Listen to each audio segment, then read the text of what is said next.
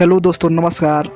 आज मैं आप सभी को बताऊंगा हमारे भोजपुरी का पावर स्टार पवन सिंह और ज्योति सिंह उनके पत्नी के इंस्टाग्राम पर फॉलोअर्स कितने हैं। जी हाँ दोस्तों, अगर आप लोग हमारे चैनल को लाइक सब्सक्राइब नहीं किए तो करके जुड़ जाइए ताकि भोजपुरी खबर सबसे पहले आप लोग के पास आए। जी हाँ दोस्तों, पवन सिंह के इंस्टाग्राम पर फॉलोअर्स है 2.9 मिलियन। जी हाँ दोस्तों, वहीं की 29 लाख। जी हाँ दोस्तों, हम बात करेंगे कि पवन सिंह के आईडी का नाम सिंह पवन 999 के नाम से है। जी दोस्तों, आप लोग सर्च मारकर इंस्टाग्राम पर देख सकते हैं।